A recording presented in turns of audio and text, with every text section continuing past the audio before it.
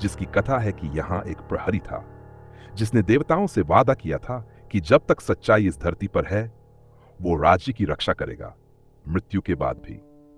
एक पुरातत्वविद आरव मेहरा अपने पिता की अधूरी खोज पूरी करने आता है। एक ऐसा मंदिर जहां आखिरी प्रहरी की आत्मा बंधी हुई बताई जाती है। वो पुराने ग्रंथों में कुछ अजीब संकेत पाता है। जब अग्नि, जल और रक्त एक होंगे, प्रहरी जागेगा।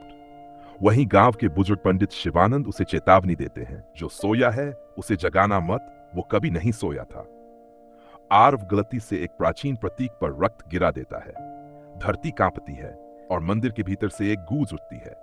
रात को आर्व मंदिर लौटता है और देखता है दीवार पर उभरी आकृति अब चल रही है। वो कोई भूत नहीं, वही अंतिम प्रहरी राजवीर है। राजवीर आर्व से पूछता है, कायरगर अब कैसा है? और जब उसे पता चलता है कि राज्य मिट चुका है, वो मौन हो जाता है। आर्व को पता चलता है कि कायरगढ़ का पतन किसी युद्ध से नहीं बल्कि धोखे से हुआ था और वो धोखा देने वाला था।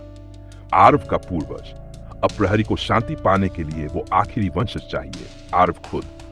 आर्व के सामने दो रास्ते हैं, या तो वो प्रहरी को फिर से सो जाने दे या अपने पापों की विरासत मिटाने के लिए खुद उसका सामना करे। आर्व सच्चाई स्वीकार करता है। वो प्रहरी की आत्मा को मुक्त करने का वादा करता है।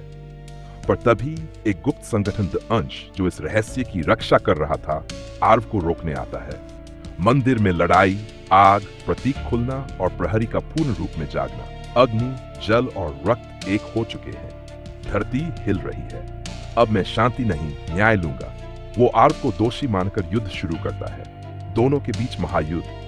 आर्व को पता चलता है कि प्रहरी को बांधने वाली आत्मा कोई और नहीं, उसके पिता की आत्मा थी, जो शोध के दौरान मारे गए थे। वो दोनों आत्माएं मिलती हैं और प्रहरी पहली बार मुस्कुराता है। तुमने अपनी विरासत बदल दी था। Close coat. मंदिर शांत हो जाता है। आर्व बाहर आता है। अब मंदिर के द्वार पर खुदा है, आर्व मेहरा, अंतिम प्रहरी।